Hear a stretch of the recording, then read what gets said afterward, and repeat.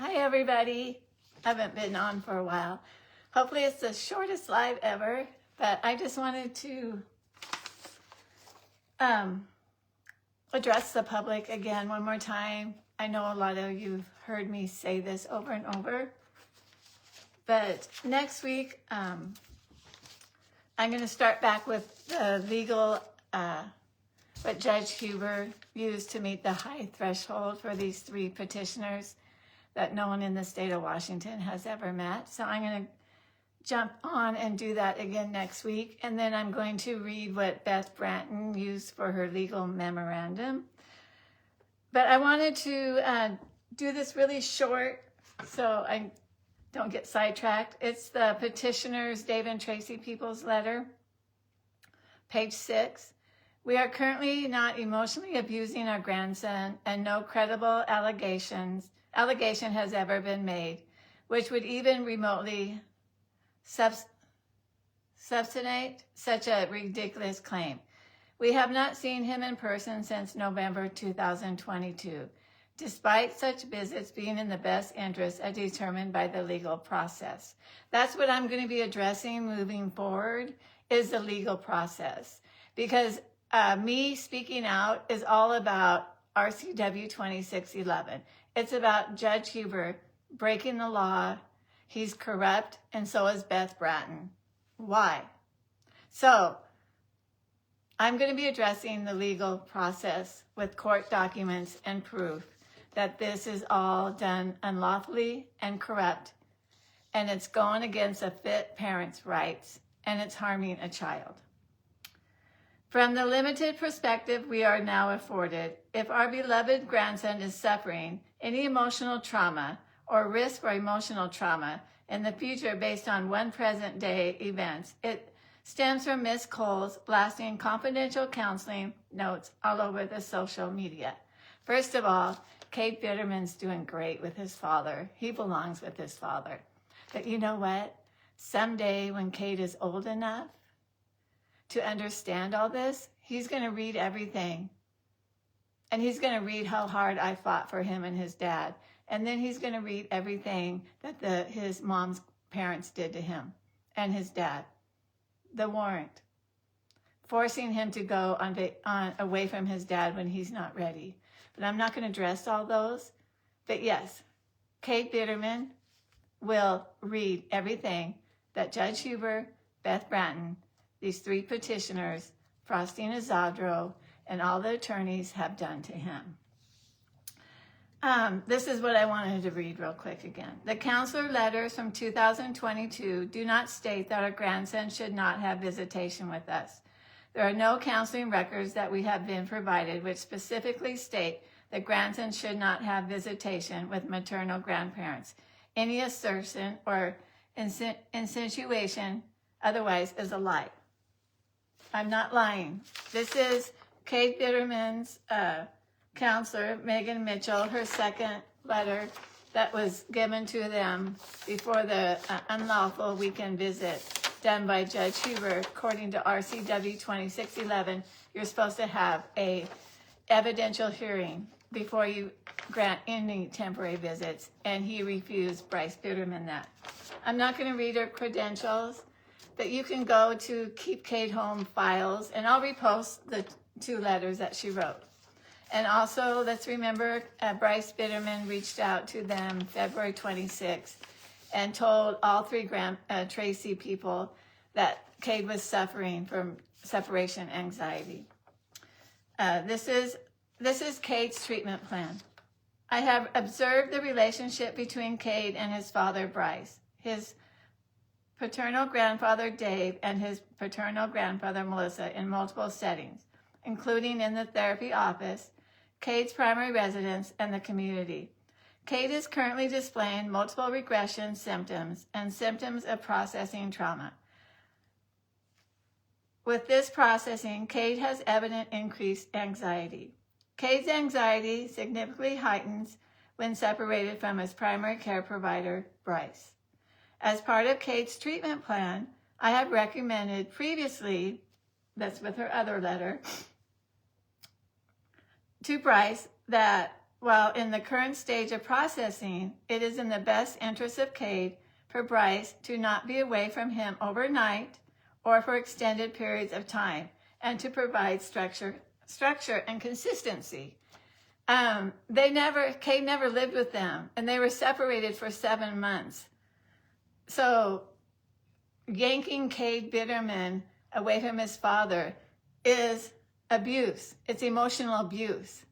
And it's not consistency. Giving them a weekend every month and every Wednesday and forcing this child to sit on a FaceTime for 15 minutes, 2 times a week now.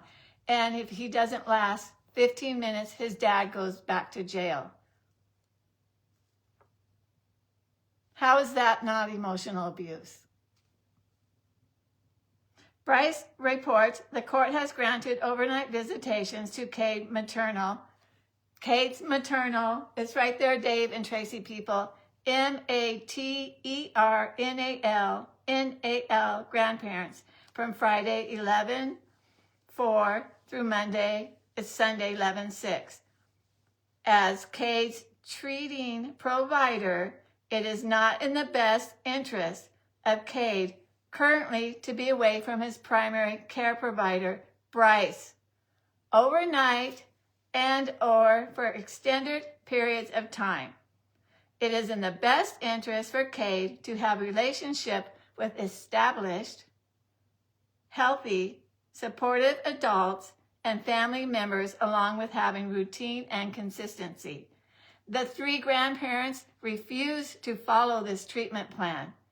Instead, they filed a 50-50 parenting plan. And in the 11, so they did address you, Dave and Tracy people. An 11/9/2002 hearing, Ms. Branton states, as a unit, see, they come as a unit, but then they have 2 separate case numbers against Bryce. Why? Because they share the time. And so now there's $140,000 contempt charge at 12% interest. Now they're judgments, and I think, so it's like $156,000. As a unit, my clients are supportive of one another. They want nothing more to be supportive of Mr. Bitterman. Do you find this case supportive of Mr. Bitterman? Have you read what their declarations? Anybody that's been following me for almost 3 years, nothing they have said is supporting Mr. Bitterman. They want nothing more to be supportive of Mr. Bitterman and hopefully continue to help Kade with his therapy going forward. They have this letter. So how is being part of Kade's therapy if they file a court case, 50-50 parenting plan, habeas corpus writ, a warrant to put his father in jail, and he doesn't get out until he signs a 13-page purge and has to hand his child over? That is not ready. So I would ask the court to grant my client's visitation. I spoke with my clients, Your Honor. What looks like we provided, I guess, a standard parenting plan. I don't need to say that over and over again. So yeah, Dave and Tracy people, Kade's counselor did talk about you and Ted. No overnights and no extended period of time without his father. So how could you come to court and say you support Mr. Bitterman and you want to continue to help Kade with his therapy going forward? Nothing you've done has anything to do with helping Kade's therapy going forward. In fact, you've made it worse. You have a warrant out for his dad. You have a judgment, $156,000. You filed a habeas corpus writ that would put Kade in CPS so you can put his dad in jail. Yeah. And then you lie, because you know what? Bryce Bitterman never denied you visits, and you know it. Even Ms. Bratton, your attorney, says so. What's a counter to this is Mr. Bitterman's going to assert that he never stopped visitations or restricted it. But what the text messages do show is that there were delays. Kade was sick. How many grandparents go and file a court case, 50-50 parenting plan, because your grandchild's sick and you can't see him for 2 weeks? But you know what? They were down at JDS January 24th, 13 days after the accident. So next week, we're going to get back on the legal process. That's what my billboard's about. That's what RCW 2611 is about. But you know what? These 3 grandparents, they walked away from their grandson. They refused to follow his treatment plan. And that's the truth. So anyway, God bless you. I think spring's here, right? Anyway, God is faithful. I need lots of prayers for the... For any of these 3 people to say they want the best interest for Kade Bitterman, that's a lie.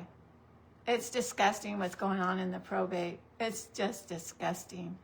But you know what? Kade has his father, and they're healthy, and they're thriving, and God is protecting them, and that's what all matters. So thank you. We love you guys. I pray for all your families too. I know everybody, there's a lot going on with everybody that I talk to, and I lift you guys up daily too. I love you. God bless you, and I'll talk to you next week. Just speaking truth. Bye.